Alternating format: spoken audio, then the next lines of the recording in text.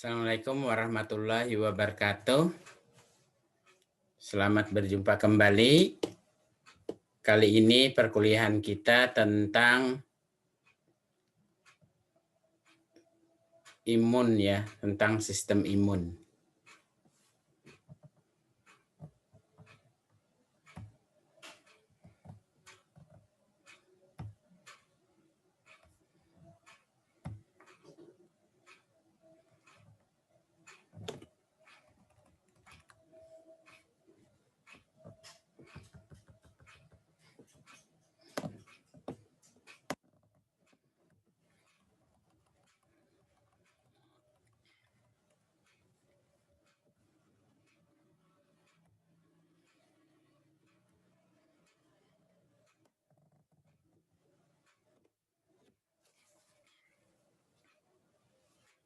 Ya, kita mulai dengan sistem imun.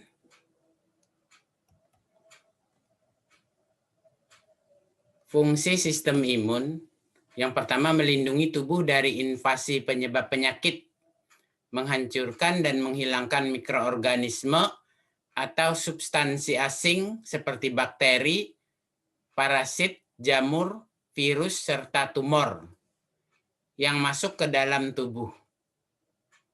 2. Menghilangkan jaringan atau sel yang mati atau yang rusak. Disebut juga dengan debris sel untuk perbaikan jaringan. Yang ketiga, mengenali dan menghilangkan sel yang abnormal. Sasaran utama sistem imun yaitu bakteri patogen dan virus. Leukosit merupakan sel imun utama di samping sel plasma, makrofag, dan sel mast atau mast cell. Kita lihat patogen bagi tubuh manusia ada beberapa golongan: bakteri, virus, jamur, protozoa, dan parasit lainnya. Kita lihat sel dalam sistem imun.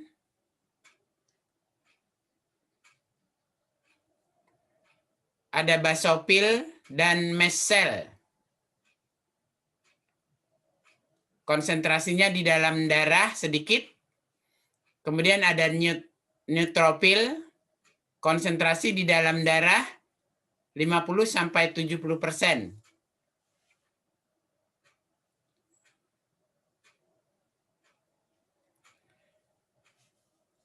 Kemudian eosinofil, konsentrasi dalam darah 1-3%. Monosit dan makrofag, konsentrasi dalam darah 1-6%. Limfosit dan plasma sel, konsentrasi dalam darah 20-35%. Kemudian ada sel dendritik, ya, sel dendritik.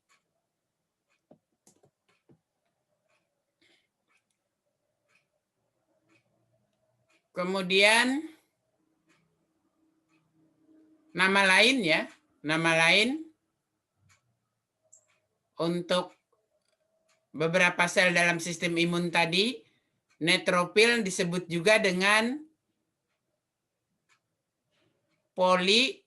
polyimmature-form called band or steps ya, atau sex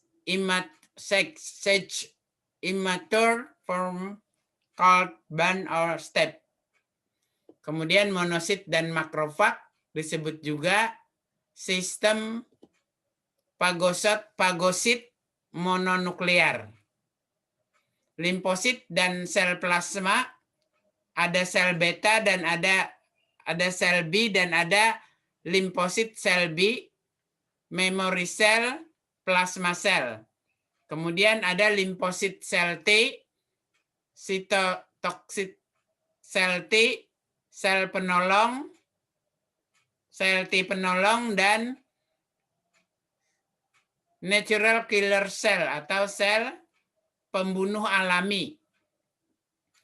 Kemudian untuk dendritic cell disebut juga sel-sel Langerhans atau file cells. Fungsi utama basofil dan mast cell melepaskan senyawa kimia yang memperantarai inflamasi dan respon alergi. Kemudian neutrofil fungsi utama mencerna dan menghancurkan zat-zat atau senyawa yang menginvasi. Eosinofil disebut juga penghancur invaders atau penghancur zat-zat atau partikel asing atau parasit lainnya yang menyerang tubuh. Kemudian makrofag dan monosit fungsi utama mencerna dan menghancurkan keberadaan antigen yang menyerang tubuh. Limfosit dan sel plasma fungsi utama merupakan respon spesifik terhadap zat-zat atau senyawa kimia atau partikel penyerang tubuh dengan menghasilkan antibodi. Kemudian sel dendritik fungsi utama mengenali patogen dan mengaktifkan sel imun lainnya dengan adanya antigen. Berikutnya, penggolongan sistem imun untuk eosinofil disebut juga dengan sel sitotoksik, ya.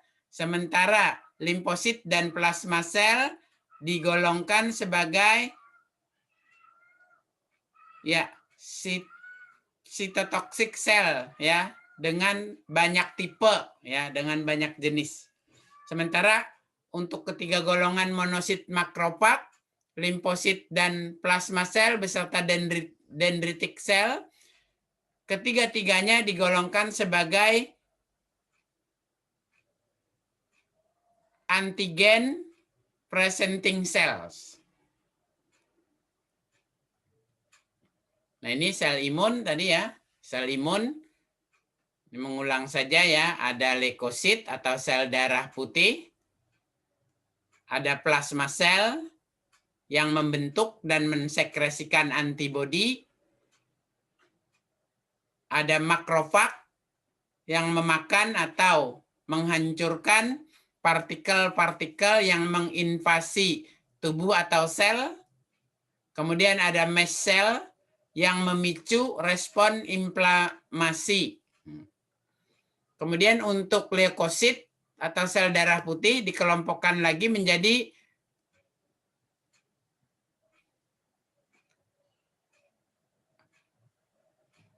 neutrofil, ya. Neutrofil ini juga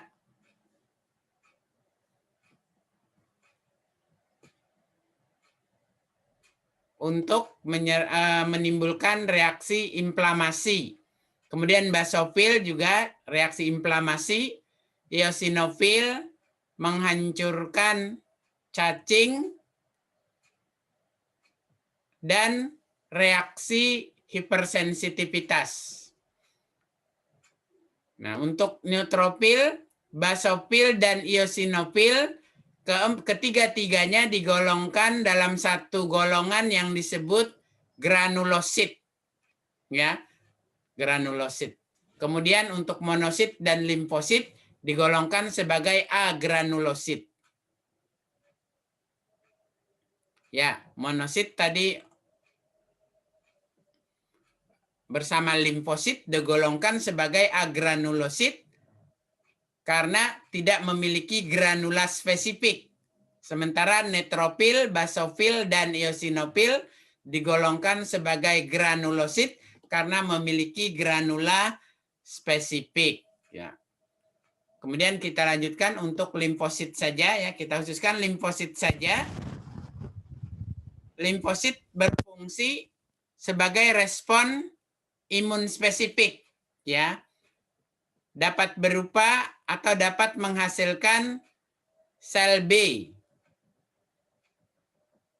Ya, sel B mengenali antigen asing dan mensekresikan antibodi untuk menyerang antigen asing tadi. Kemudian yang kedua, sitotoksik T-cell atau sel T sitotoksik. Mengenali dan menyerang kanker dan sel-sel terinfeksi. Kemudian yang ketiga, helper T-cell atau sel T penolong. Sel T penolong menolong mengaktifkan sel B dan sel T sitotoksik. Ya. Dia aktif pada saat misalnya diserang oleh HIV. Ya. Kemudian yang keempat untuk golongan limfosit ada natural killer cells atau kill cells with guidance from antibody. Ya, sel pembunuh alami, ya, sel pembunuh alami. Nah, ini beberapa yang di kanan adalah beberapa contoh gambarnya, ya, limfosit besar, ini limfosit besar. Kemudian eosinofil, ini eosinofil. Ya. Jadi sel darah putih dikenali dari bentuk inti dan ada tidaknya granula. Untuk limfosit dan monosit tidak bergranula, tidak berbintik-bintik spesifik. Ya, untuk ini, untuk eosinofil, basofil dan neutropil. Ya, dikenali dengan adanya granula. Ya, ada granula ini bintik-bintik. Bintik-bintik. Nah, di dalam sitoplasma dekat inti, ya, bintik-bintik. Untuk eosinofil dia mengikat warna eosin. Warna eosin ini bersifat asam. Untuk neutrofil dia mengikat zat warna netral. Dan untuk basofil mengikat zat warna basa. Ya. Kembali lagi bahwa sel darah putih kita kenali dari bentuk intinya, ya, karena sel darah putih memiliki inti yang lobusnya berbeda-beda. Inti tetap satu, tetapi bentuk inti lobus berbeda. Kita lihat untuk limfosit dan monosit. Limfosit dan monosit, cara membedakannya dengan eosinofil, neutropil, dan basofil tadi yang pertama adalah tidak ada granula spesifik. Tidak ada bintik-bintik, ya. Tidak ada bintik-bintik. Ya. Kemudian cara membedakan limfosit dan monosit adalah rasio inti terhadap sel. Rasio ukuran inti terhadap sel. Untuk limfosit, rasio ukuran inti adalah besar dibandingkan dengan selnya. Inti limfosit hampir mendekati besarnya ukuran selnya. Sedangkan inti monosit ukurannya rasio ukuran inti lebih kecil terhadap selnya, ya, selnya pada sel keseluruhan. Jadi dengan kata lain inti monosit lebih kecil dibandingkan dengan inti limfosit. Dua-duanya sama-sama tidak bergranula, hanya membedakan adalah monosit intinya lebih kecil dibandingkan dengan limfosit. Ya, limfosit. Kemudian untuk yang granulosit, yang bergranula, tiga-tiganya sama-sama ada granula spesifik, butir-butir khas, ya. Untuk eosinofil, ya, untuk eosinofil inti berlobus 2, ya. inti berlobus 2. Kemudian untuk neutrofil, inti berlobus 3 atau lebih, bisa sampai 5. Ya, ini berlobus 3 kebetulan. Kemudian untuk basofil, inti menyerupai tapal kuda. Ya, inti menyerupai tapal kuda. Sekarang kalau kita bandingkan basofil dengan monosit, hampir serupa ya, tapi bedanya adalah lekukan untuk monosit tidak dalam ya, sementara lekukan basofil dalam sehingga benar-benar seperti huruf U. Sementara untuk monosit huruf U-nya adalah lekukannya tidak dalam. Kemudian tidak ada granula, sedangkan basofil bergranula. Nah, ini ya berbagai jenis sel imun. Struktur sistem imun. Organ sistem imun berada di seluruh bagian tubuh yang merupakan organ limfoid, ya, merupakan organ limfoid. Organ limfoid sebagai rumah bagi limfosit. Ada jaringan limfoid primer dan ada jaringan limfoid sekunder. Jaringan limfoid primer berupa kelenjar timus dan sumsum tulang. Sementara jaringan limfoid sekunder ada yang berbentuk berkapsul, ya, yaitu limfa dan kelenjar limfe. Kemudian limpa dan kelenjar limfe. Ada yang tidak berkapsul, misalnya tonsil dan GALT, GALT, gut associated lymphoid tissue, GALT, GALT associated lymphoid tissue. Kemudian ada jaringan limfoid di kulit, jaringan limfoid di kulit, saluran pernapasan, saluran kemih, dan saluran reproduksi. Nah, kita lihat jaringan limfoid merupakan jaringan yang memproduksi, menyimpan, dan memproses limfosit. Jaringan limfoid mencakup sumsum tulang, kelenjar limfe, limpa, timus, tonsil, adenoid, appendix, dan agregat jaringan limfe di saluran pencernaan yang tadi disebut sebagai GALT, gut associated lymphoid tissue atau plaque payer.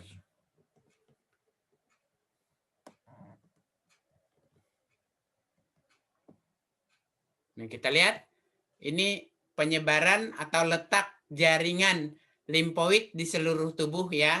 Ada adenoid nih, kemudian tonsil, kemudian juga terdapat di saluran torakik, ya, kemudian di pena subclavia kiri, pembuluh pena subclavia kiri, kemudian ada nodus limpatik, ya, nodus limpatik, kemudian ada saluran limpatik kanan, ini saluran limpatik kanan, kemudian ada timus, ini timus, spleen, ini spleen, limpa tadi atau kura, ya, ini spleen, limpa atau kura. Hati-hati, limfe beda dengan limpa, ya, LIMPA, ini spleen atau limpa. Kemudian ada yang di usus, Peyer's Fetz, ya, Peyer's Fetz atau plaque payer, ini di saluran pencernaan. Kemudian ada juga terdapat di usus kecil, ya, usus kecil. Berikutnya apendik, ya, apendik juga sebagai jaringan limfoid, ya. Kemudian penyebarannya di setiap ada jaringan limpatika, ya, ada jaringan limpatika di seluruh tubuh sebelum peredaran darah kembali ke lewat vena, maka dia melalui jaringan limfatik dulu untuk membersihkan dari bakteri, virus, dan parasit lainnya, atau bahan kimia asing lainnya.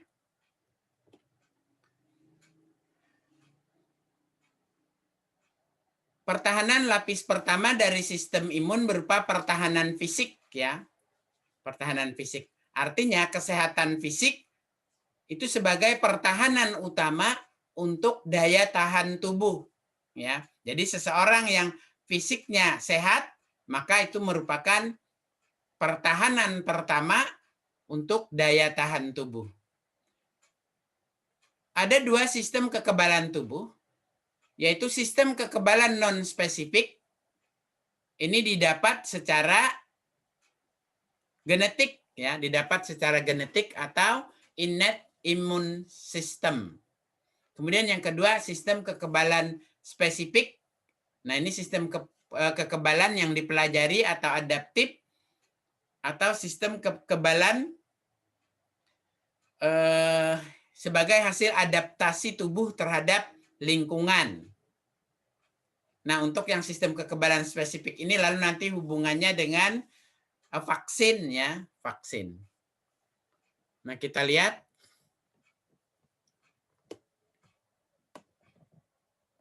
Kita lihat ini adalah piramida sistem pertahanan tubuh. Lapis pertama, sistem pertahanan tubuh adalah kulit, membran mukosa, enzim, flora mikrobial alami di usus, ya, dan di usus besar, dan protein komplement. Ini pertahanan lapis pertama. Kemudian pertahanan lapis kedua adalah fagositis, fagosit, ya, fagosit diantaranya natural killer cell, sel pembunuh alami, granulosit, dan makrofags. Kemudian pertahanan lapis ketiga berupa antibodi dan limfosit, ya, sel T dan sel B.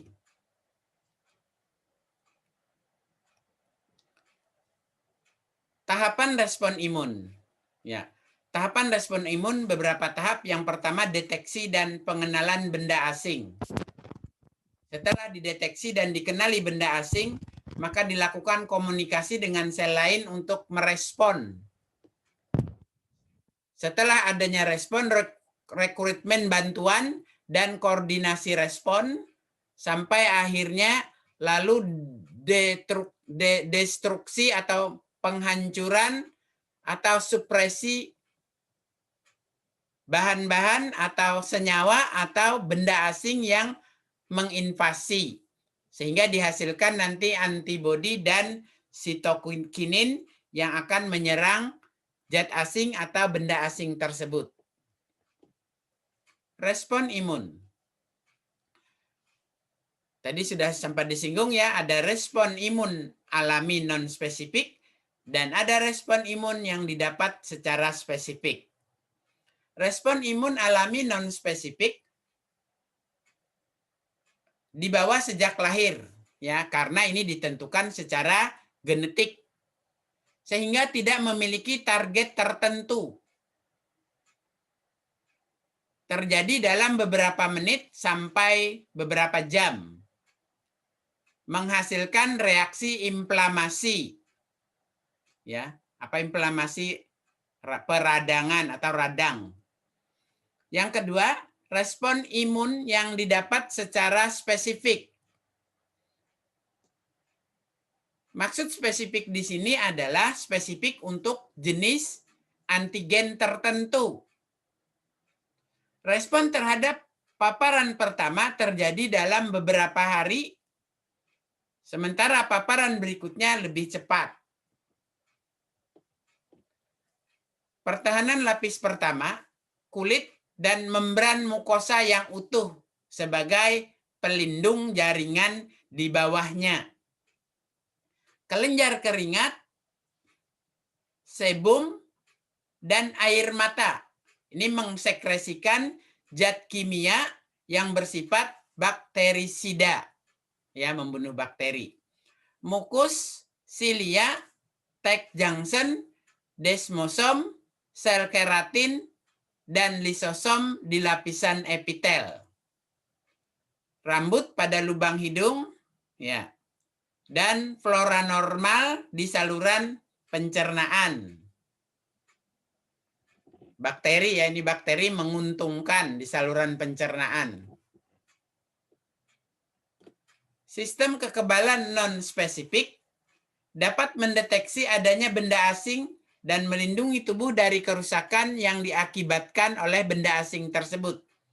Namun tidak dapat mengenali benda asing yang masuk ke dalam tubuh.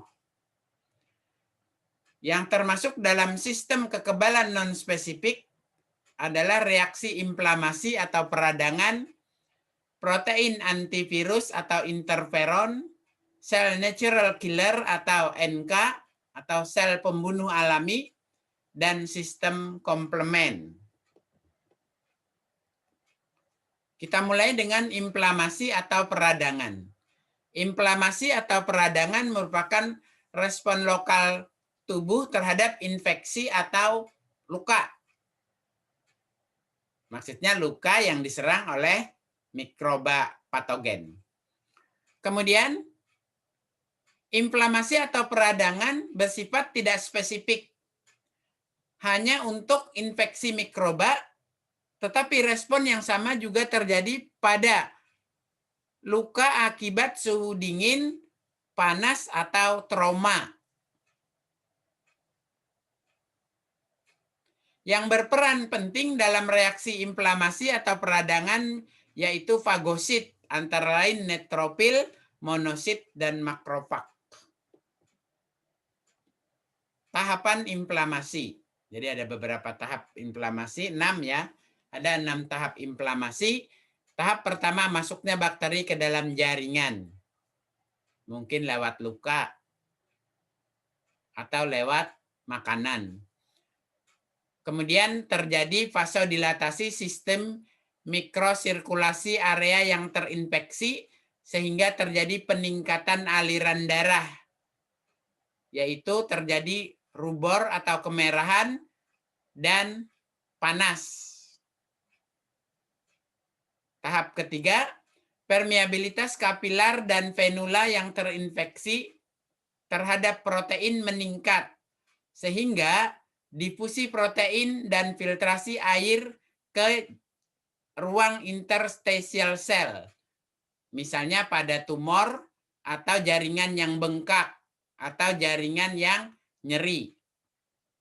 Tahap keempat, keluarnya neutrofil lalu monosit dari kapiler dan venula menuju cairan menuju ruang interstisial.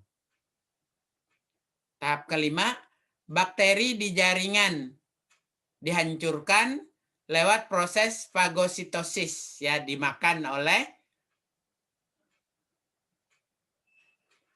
makrofag tadi contohnya, sehingga lalu muncul respon sistemik berupa demam.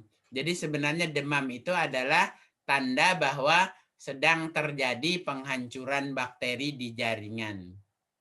Nah, setelah itu tahap keenam, perbaikan jaringan yang tadi mengalami inflamasi.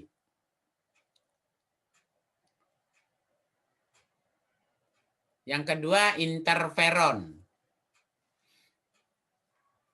Sel yang terinfeksi virus akan mengeluarkan interferon. Interferon mengganggu replikasi virus.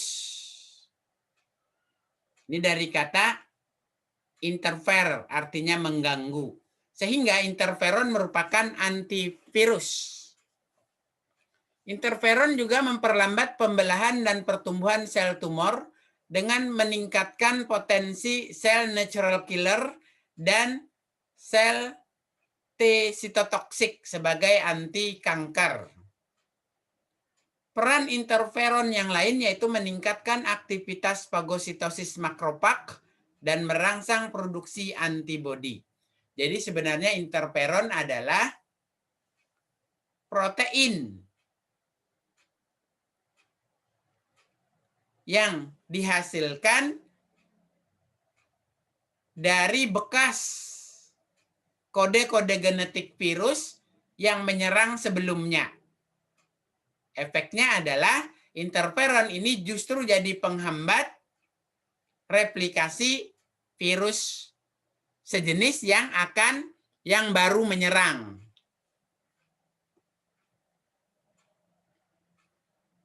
Nah, kita lihat.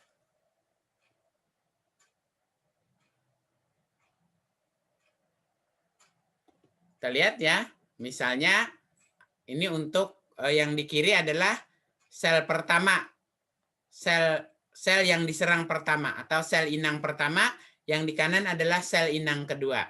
Kita lihat. Ini virus. Ini di dalamnya ada asam nukleat virus. Lalu virus menyerang sel pertama ini.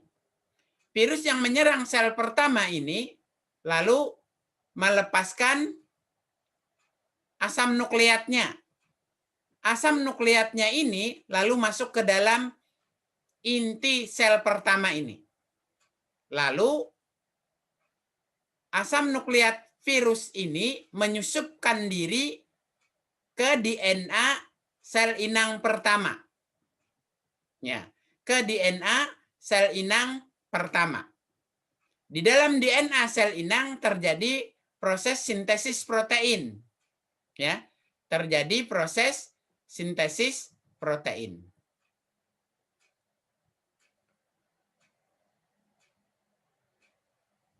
Protein-protein ini, protein-protein yang disintesis oleh sel inang pertama ini menghasilkan interferon.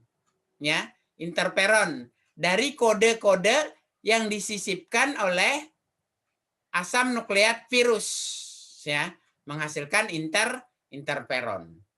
Lalu interferon ini dilepas ke sel tetangganya, ya, dilepas ke sel tetangganya.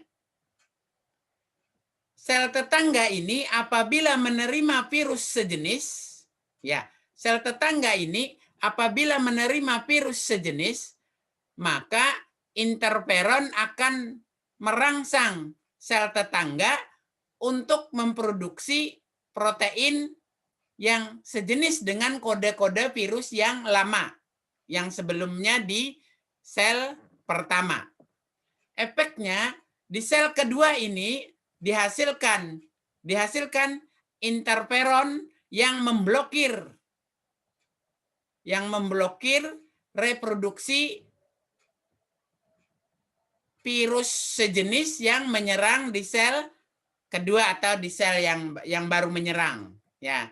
Nah, sehingga interferon justru protein yang dikode oleh asam nukleat virus diproduksi oleh sel inang untuk memblok atau untuk pertahanan terhadap virus sejenis yang menyerang kembali, ya, yang menyerang kembali. Berikutnya sel natural killer NK. Sel pembunuh alami. Sel natural killer atau sel pembunuh alami bekerja dengan merusak sel yang terinfeksi virus dan sel kanker dengan melisiskan membran sel tersebut pada paparan pertama. Jadi begini, apabila ada sel A terinfeksi oleh virus, maka sel A tersebut sebelum merambat ke sel-sel lain, ke sel-sel di sebelahnya, maka sel A tersebut segera dibunuh oleh NK, oleh sel natural killer, dengan cara merusak sel A tadi, dengan cara lisis, ya, sel A tadi menjadi lisis. Atau apabila dalam proses pembelahan sel terjadi mutasi pada sel A, sehingga sel A tidak sama lagi dengan sel-sel di tetangganya, maka pada paparan pertama sel A yang mengalami mutasi tersebut segera dibunuh oleh NK, sel pembunuh, ya. Nah, jadi sebenarnya untuk terjadinya kanker itu presentasinya sangat rendah karena ada pertahanan tubuh, ya. Karena ada pertahanan tubuh yang akan membunuh sel-sel bakal kanker, sel-sel bakal kanker. Tetapi kenapa sekarang angka penderita kanker meningkat? Karena pola hidup, ya, pola hidup kita yang kurang sehat.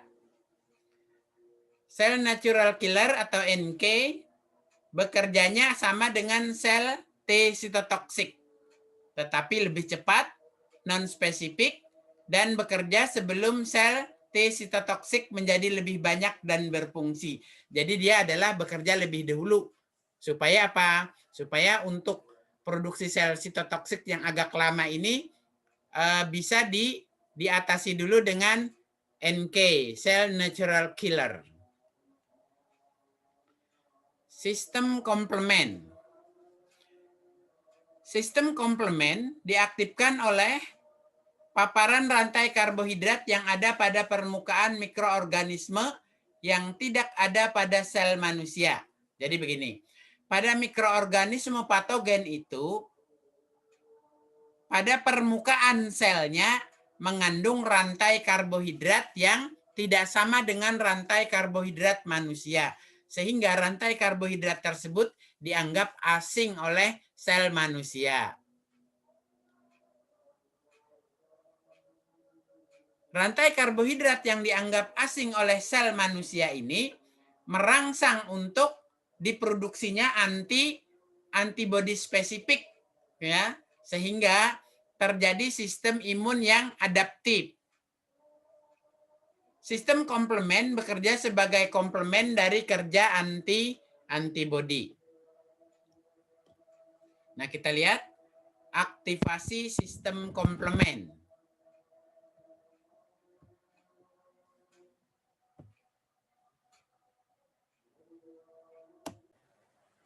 Ya, kita lanjutkan aktivasi sistem komplement.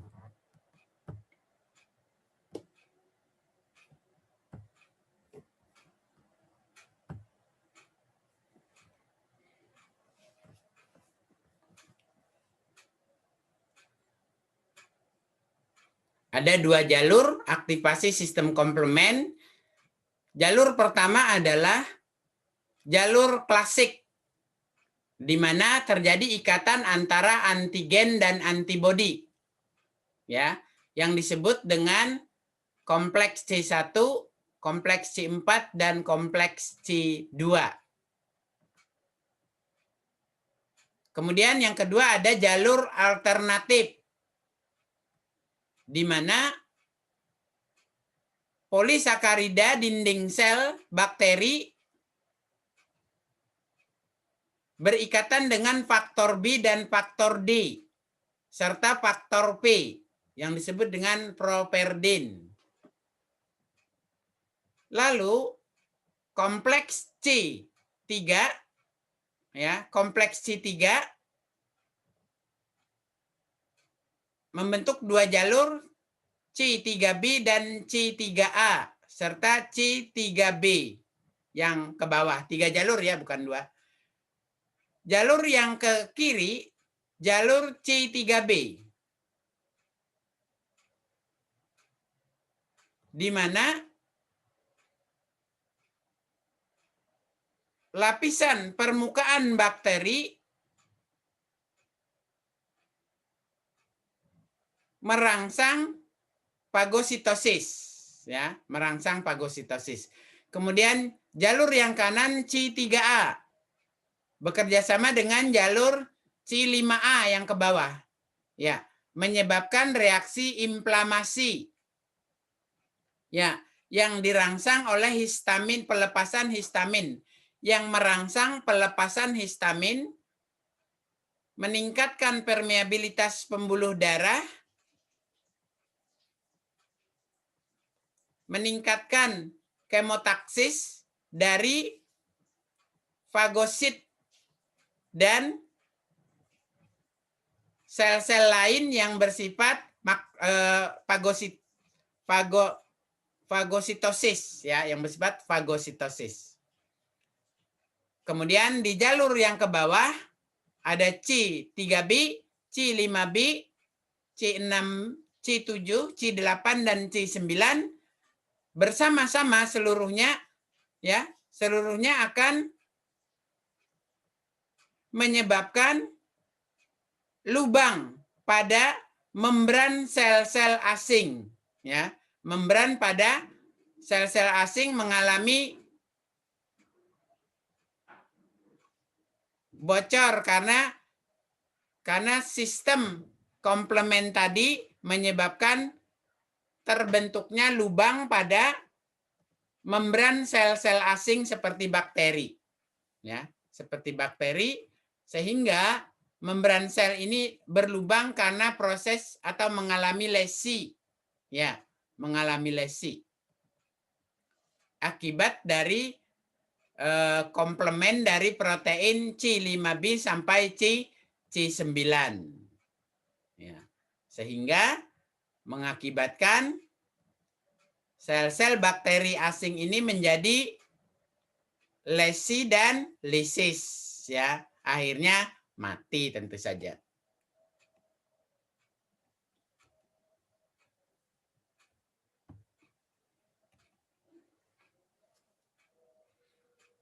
Kita lihat komplement yang teraktivasi akan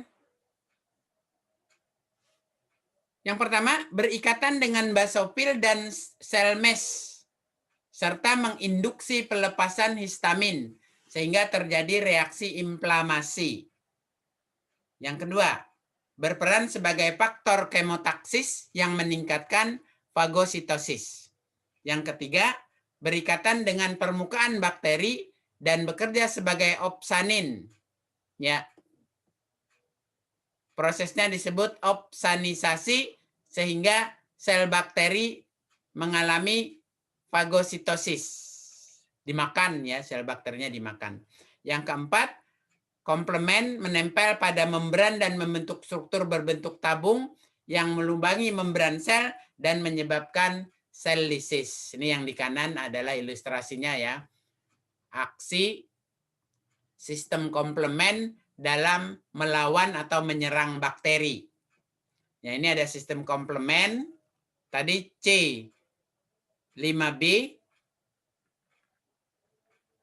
sampai C9 sebagai protein komplement. Ya, sebagai protein komplement menempel pada permukaan dinding sel bakteri. Penempelan komplement ini mengakibatkan lubang pada dinding sel bakteri. Sehingga dinding sel bakteri yang dilubangi tersebut mengalami lisis atau pecah, ya, atau pecah dan mati tentu saja. Berikutnya sistem kekebalan spesifik. Sistem kekebalan spesifik disebut juga sistem kekebalan adaptif.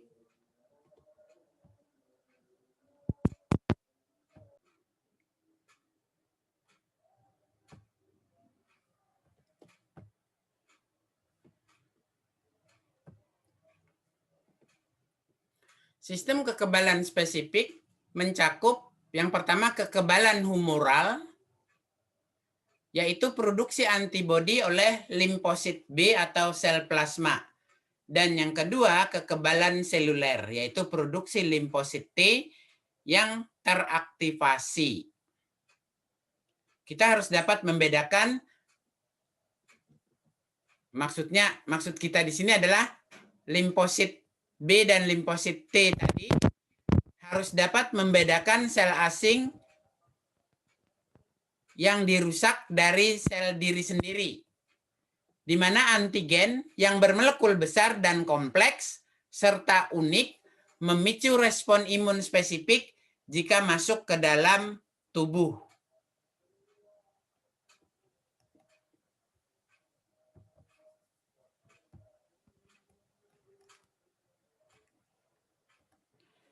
Kita mulai dengan sistem kekebalan humoral.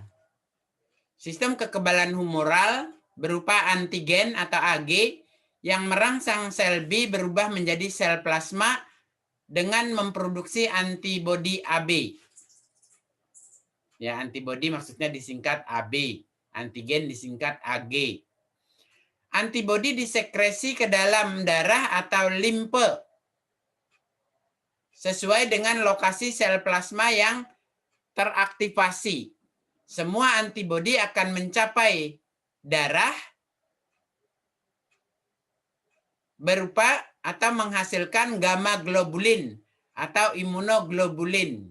Ya, nanti kita bicarakan tersendiri struktur kimia untuk imunoglobulin. Kita lihat imunoglobulin ada 5 kelas.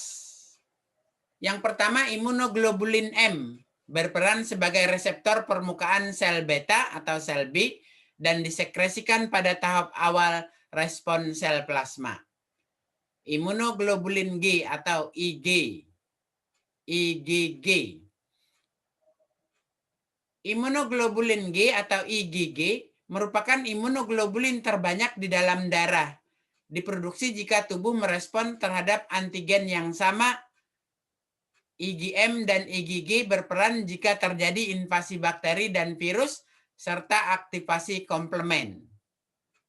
Berikutnya imunoglobulin E, IgE.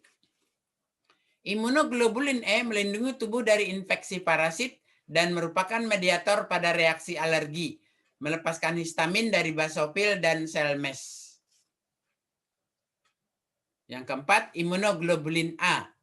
Imunoglobulin A ditemukan pada sekresi sistem pencernaan, pernapasan, dan perkemihan. Contoh pada air mata dan AC. Kemudian imunoglobulin D terdapat pada banyak semua permukaan sel, mengenali antigen pada sel B. Kita lihat ini fungsi antibodi. Apabila ada senyawa asing atau benda asing seperti virus, bakteri, dan parasit lainnya menyerang tubuh, maka antigen tersebut diikat oleh antibodi. Terjadilah ikatan antigen oleh antibodi pada tapak pengikatan antigen. Di sini. Tapak pengikatan antigen di sini. Sehingga setelah terjadi ikatan ini, maka terjadi aktivasi limfosit B. Limfosit B kemudian mengalami pembelahan, ya. Limfosit B mengalami pembelahan, ada sel yang kecil disebut sel memori dan ada sel yang besar sama dengan sel asalnya disebut sel plasma. Sel plasma lalu mensekresikan antibodi. Antibodi ini kembali menangkap atau mengikat antigen-antigen yang lainnya yang masih ada di dalam tubuh sebagai reaksi apsonin. Reaksi apsonin. Lalu antigen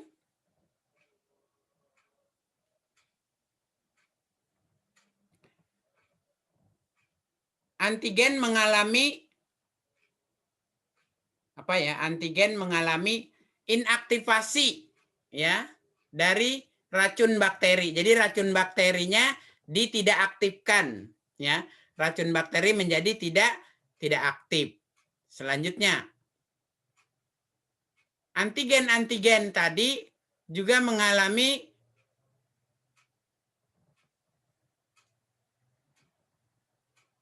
atau ditangkap oleh sel sitotoksik ya untuk mengaktifkan sel sitotoksik. Selanjutnya lewat jalur memicu mast cell untuk mengalami degranulasi. Ya, mast cell melepaskan granulanya. Ya. Selanjutnya yang keenam, aktivasi sistem komplement. Jadi ada 6 ya, ada 6 macam ya, ada 6 macam pertahanan diri pada antibodi apabila tubuh diserang oleh antigen tertentu seperti senyawa asing, bakteri, virus, atau parasit lainnya. Sekarang reaksi antigen antibodi. Ikatan antara antibodi terhadap antigen meninaktivasi antigen. Maksudnya begini, antibodi mengikat antigen untuk menjadikan antigen tidak aktif. Jadi kalau antigen tidak aktif, pertahanan tubuh kita kuat. Artinya kita tidak sakit ya, kita tidak sakit. Yang pertama adalah dengan memblok ya, dengan memblok tapak ikatan virus atau ikatan bakteri sehingga virus atau bakteri tidak diikat. Yang kedua, dengan mengaglutinasi partikel antigen. Jadi bakterinya diaglutinasi, dipadatkan sehingga bakteri menjadi tidak aktif. Yang ketiga, presipitasi larutan antigen. Ya, presipitasi larutan antigen. Jadi antigen dapat larut ini dipresipitasi. Berikutnya, dengan mengaktifasi sistem komplement. Ya, apabila sistem komplement aktif, maka sel-sel bakteri menjadi lesi dan lysis. Ya. Untuk sistem komplement. Sementara untuk 3 sistem sebelumnya akan menyebabkan sel-sel bakteri dan virus dimakan oleh makrofag.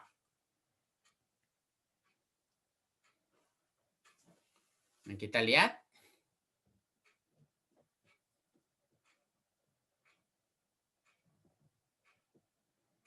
Ini ilustrasi ya, bagaimana antibodi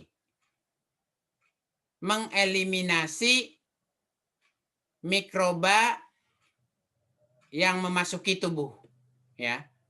Ini yang kiri atas dengan netralisasi. Ya. Ini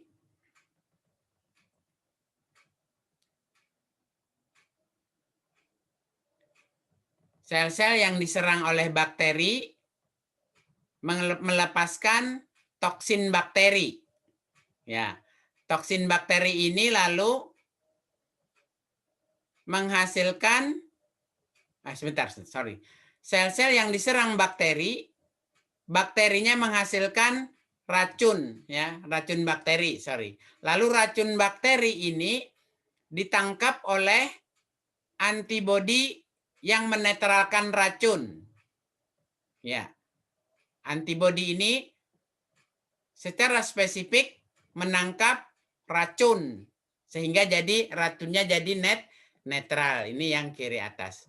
Kemudian yang kanan atas. Sel-sel asing ya, sel-sel asing foreign cell, sel-sel asing misalnya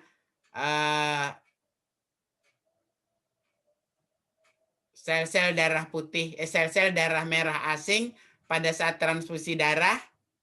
Nah, itu apa? Ditangkap sebagai antigen. Sel darah merah asingnya sebagai antigen. Lalu diikat oleh yang biru. Yang biru ini adalah antibodi yang spesifik untuk mengikat sel darah merah asing, sehingga sel darah merahnya lalu mengalami aglutinasi. Selanjutnya kiri bawah.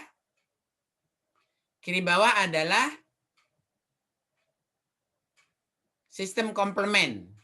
Molekul-molekul komplement C1 yang tidak aktif mengaktifkan berikatan dengan antibodi.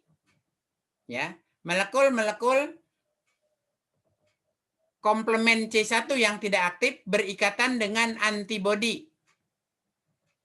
Ya, efeknya antibodi menjadi diaktifkan untuk mengikat antigen. Dengan diikat antigen oleh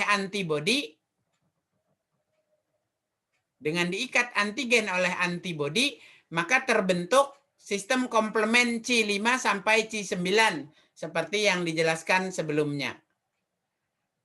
Sistem komplement C5 sampai C9 yang dibentuk ini menyerang membran sel bakteri. Ya, menyerang membran sel bakteri lalu melubangi sel bakteri sehingga sel bakterinya lisis. Kemudian kanan tengah. Opsonisasi, ya. Bagaimana proses fagositosis?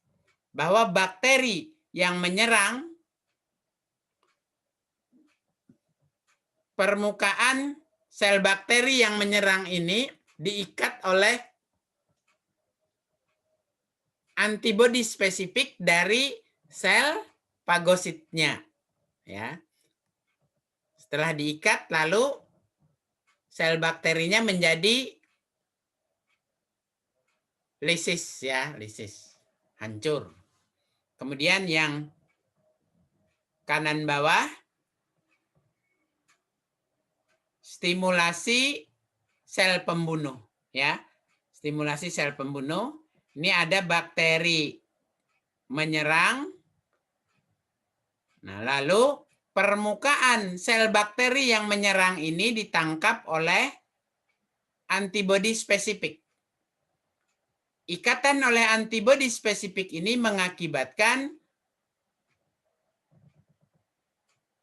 ikatan antibodi spesifik oleh sel pembunuh ini mengakibatkan sel bakteri yang menyerang menjadi lisis. Jadi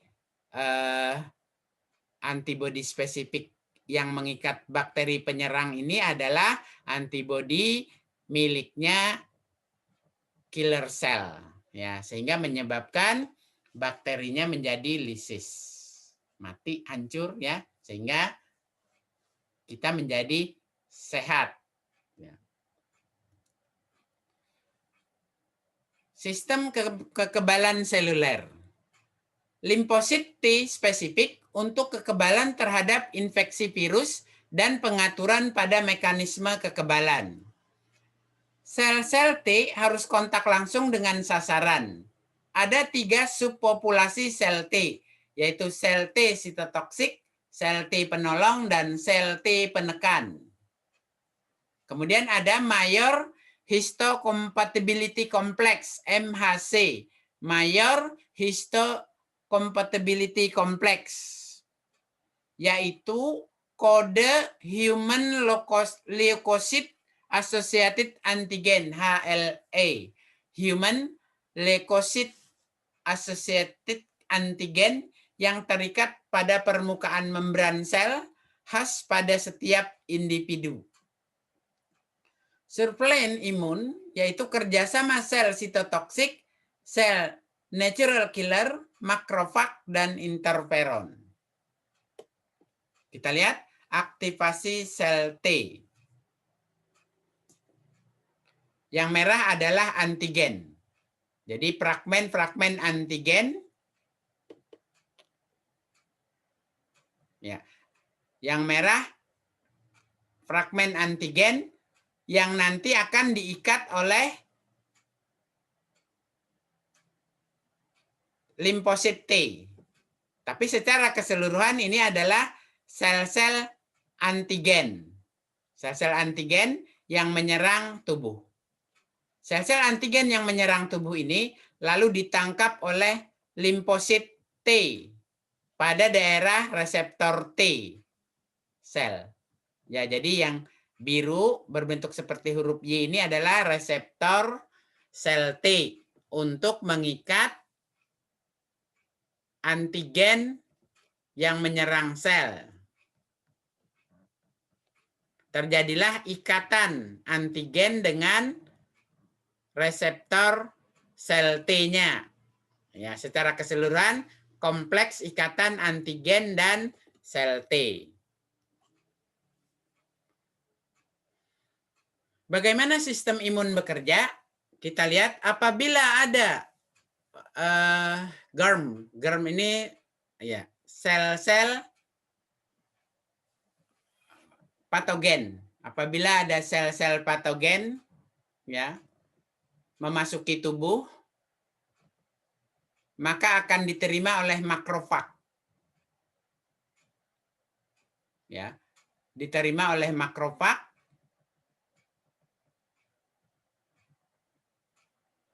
Begitu diterima oleh makrofag, maka germ mengalami divorce dan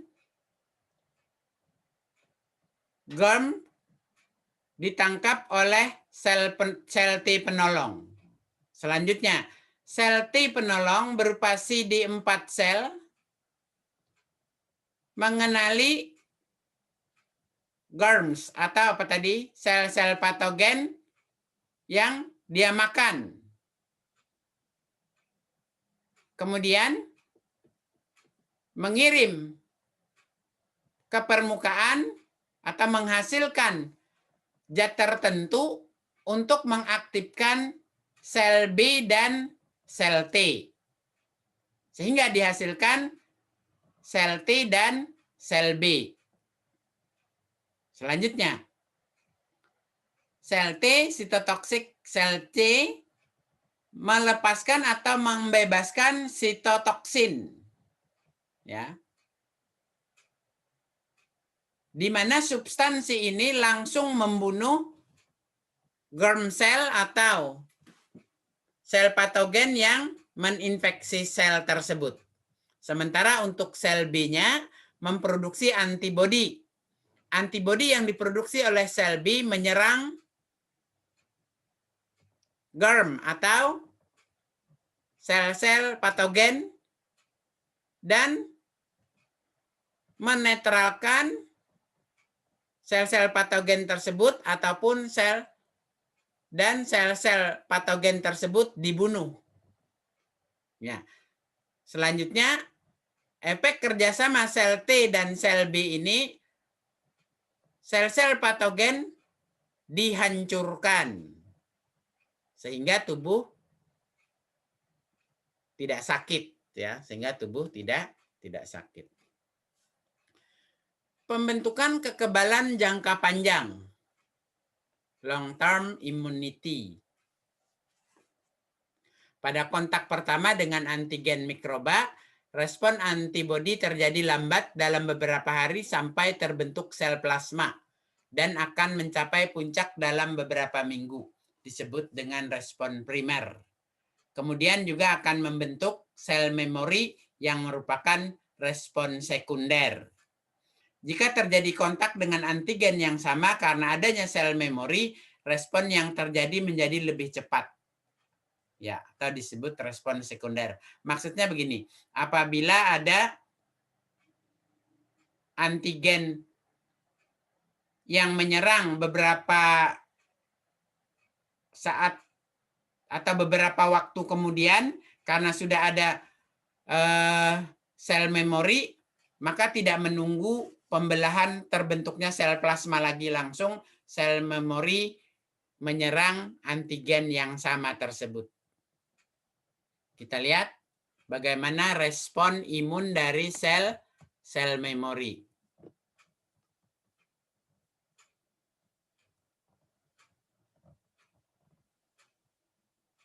Ini periode laten, ya. Periode laten ini kapan-kapan bisa muncul atau bisa diserang oleh bakteri patogen atau sel-sel patogen lainnya. Ya. Saat ini sedang tidak diserang ya. Kemudian begitu ada serangan di minggu pertama IgG mulai naik. IgM juga mulai naik. Total antibody tentu saja naik.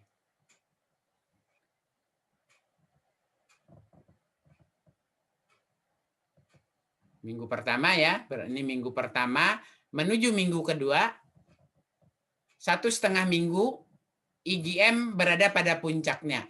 Sementara 2,5 minggu IgG berada pada puncaknya. Ini pertahanan paling kuat ya, paling kuat.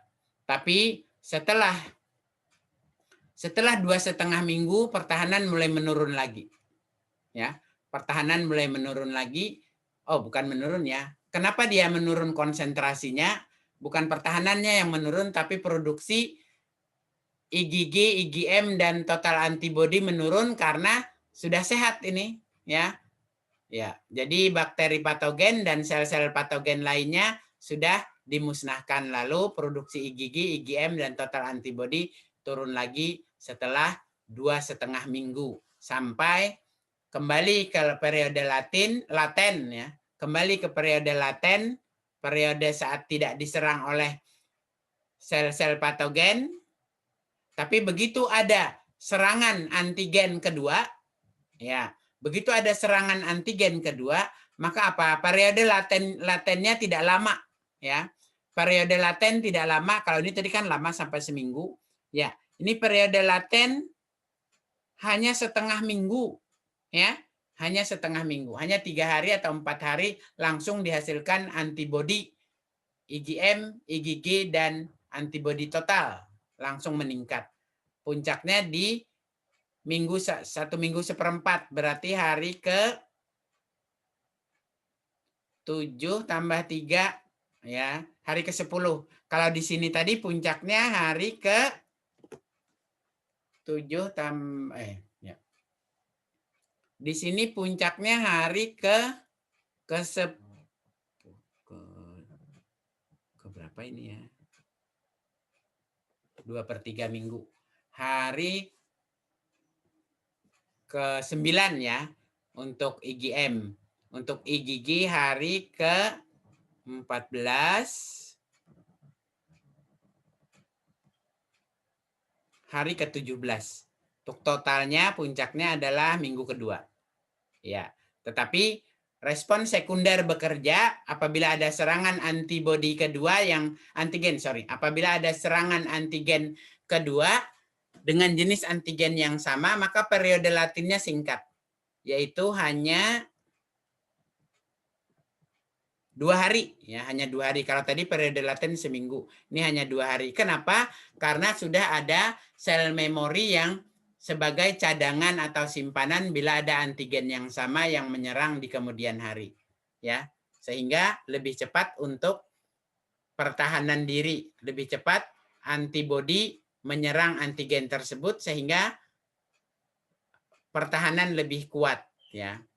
Ya, jadi periode latennya hanya 2 hari, ya. Kemudian meningkat pada hari puncaknya untuk IgM pada hari ke-8 nih, nggak sampai 8 ya, 7 hari sekian jam untuk IgM. Kemudian totalnya meningkat, total antibody meningkat sekitar apa itu minggu ke nggak sampai 1,5 minggu ini. Ya, nggak sampai 1,5 minggu berarti 1,5 minggu ya. Ya, 1,5 minggu berarti hari ke-8 puncaknya, dan puncaknya adalah kerjanya adalah sangat tinggi ya, sangat tinggi kalau dibandingkan ini, sangat tinggi. Antibodinya sangat banyak. Sementara IgM juga sangat banyak dengan puncak di minggu kedua ya. Puncak produksi puncak kerja di minggu kedua, sementara IgG pada saat pertama diserang antigen yang tersebut puncaknya di lebih dari 2 minggu ini, minggu kedua itu 14 tambah 2 hari, hari ke-16 atau hari ke-17. Di sini hari ke-14 sudah puncak untuk IgG. Kemudian puncak untuk total adalah 7 tambah 4, 11, hari ke-11. Ya, puncak total hari ke-11. Di sini puncak total hari ke-14 ya. Ini membuktikan bahwa respon sekunder oleh sel memori bekerja lebih cepat dan antibodi lebih banyak. Nah, ini perbandingan respon primer dan respon sekunder. Sama saja, hanya dalam bentuk lain penjelasan ya. Respon primer, konsentrasi antibodi dalam plasma hanya sepertiga dari respon sekunder. Ya, puncaknya hanya sepertiga dari respon sekunder. Kemudian mulai bekerja pada, kalau ini minggu pertama berarti sekitar hari ke-5 ya, sekitar hari ke-5 mulai bekerja. Untuk respon sekunder bekerja mulai hari 0, hari ke-0 ya. Hari ke-0 itu saat pertama diserang antigen yang sama. Kalau di sini hari ke-5 baru bekerja. Kemudian puncaknya adalah minggu kedua, hari ke-14. Di sini puncaknya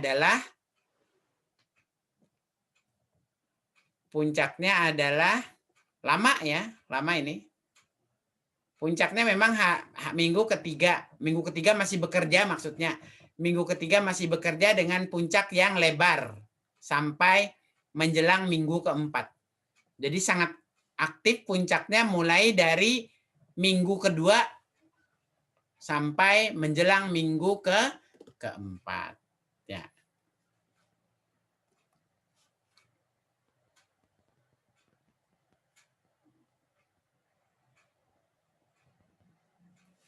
Kemudian ini ya. Ini penjelasan tentang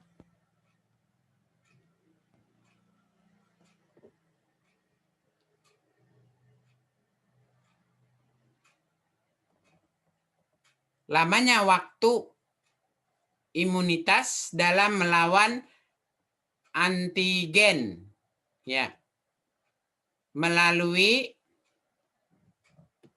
kita lihat, apabila yang kiri, jalur kiri, apabila tubuh diserang oleh antigen patogen seperti virus dan bakteri lainnya, ya, maka ini antigen ini ada 2 bagian, ya. 2/3-nya adalah virulen.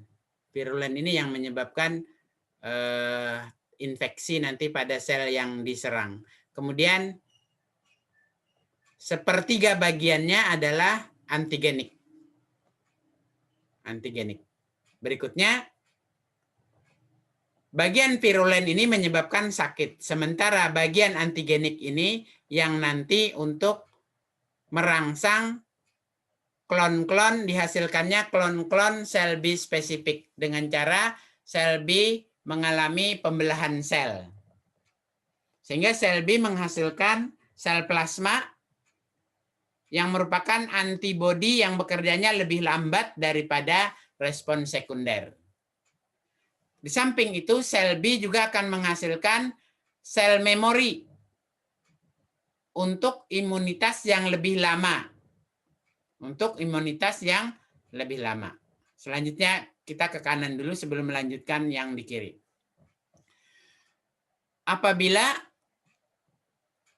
tubuh diserang oleh antigen yang bersifat patogen, tapi tidak virulen, non-virulen, yang merupakan vaksin.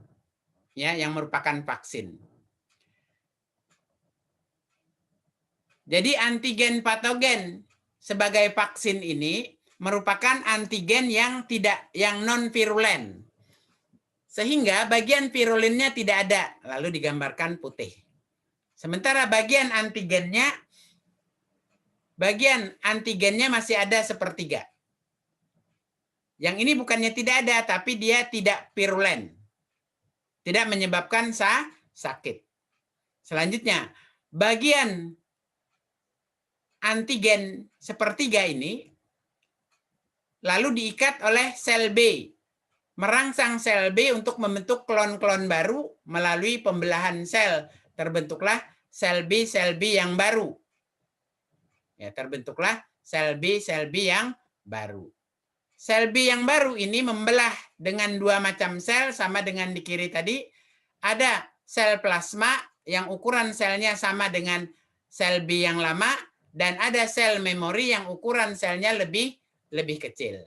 Sel plasma ini langsung menyerang sebagai antibodi. Sel plasma ini sebagai antibodi, tapi tidak diperlukan. Kenapa?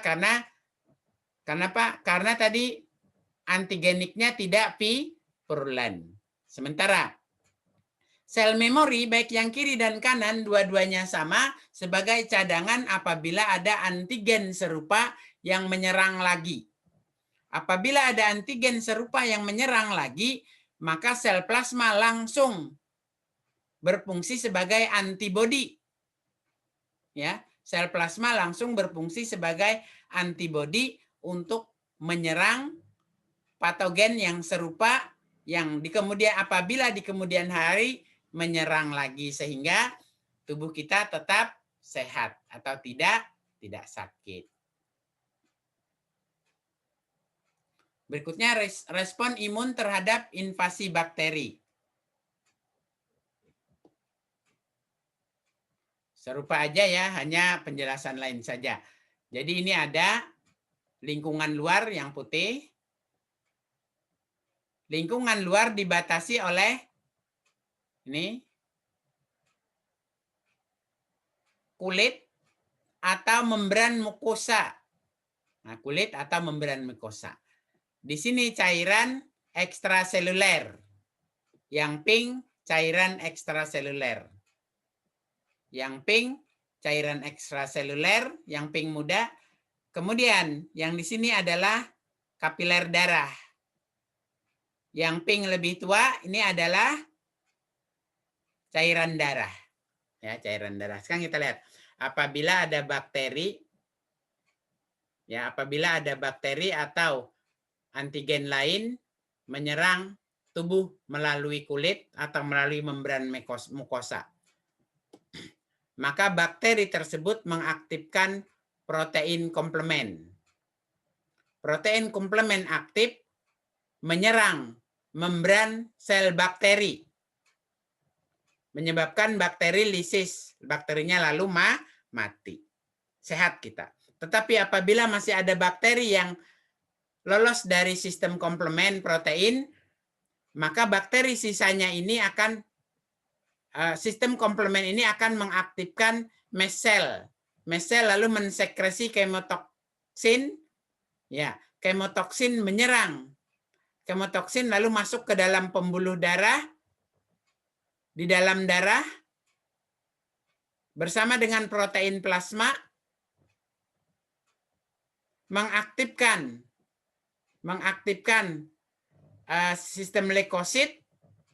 Ya, kemudian leukosit mengalami diapedesis, menembus pembuluh darah untuk menyerang bakteri tersebut, memakan dan mencernanya. Bakterinya lalu hancur, kita kembali sehat. Atau melalui sistem leukosit menghasilkan limfosit B untuk mensekresikan antibodi. Ya, antibodi juga tadi menyerang bakterinya. Bakterinya juga jadi lemah atau mati. Dan seterusnya. Ya. Sementara di sini untuk mast cell mensekresikan di samping kemotoksin, dia juga menghasilkan histamin untuk meningkatkan permeabilitas kapiler darah.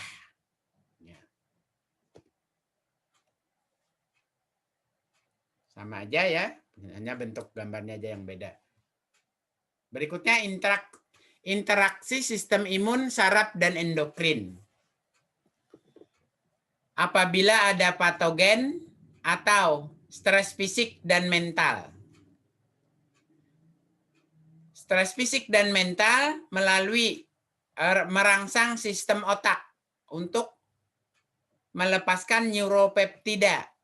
Neuropeptida ini merangsang sel-sel imun. Merangsang sel-sel imun. Sel-sel imun melepaskan hormon peptida untuk menuju sel target. Ya. Atau otak langsung melepaskan neuropeptida merangsang menuju sel target. Atau otak melalui sistem endokrin menghasilkan hormon yang menuju sel target. Atau sistem imun melepaskan sitokinin menuju sel-sel endokrin untuk menghasilkan hormon tertentu yang merangsang sel target. Berikutnya, gangguan sistem imun.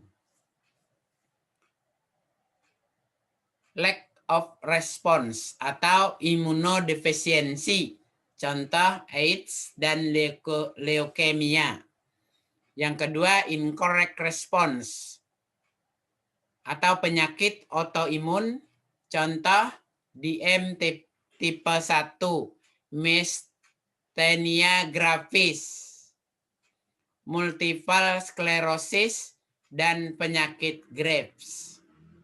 Yang ketiga, overactive response, seperti alergi atau hipersensitivitas. Contoh asma, rinitis alergik, dan reaksi transfusi.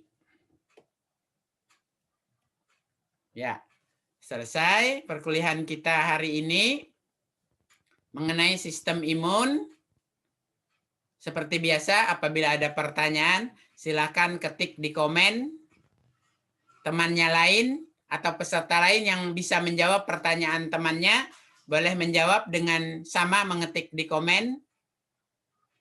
Nanti saya tanggapi apakah jawaban temannya sudah lengkap. Kalau belum lengkap, nanti saya lengkapkan atau saya lengkapi.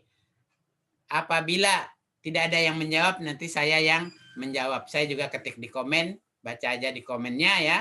Selamat belajar. Semoga aktivitas kita hari ini menyenangkan. Berkah dan ridha Allah selalu buat kita semua. Saya akhiri. Wassalamualaikum warahmatullahi wabarakatuh. Sampai jumpa pada perkuliahan selanjutnya.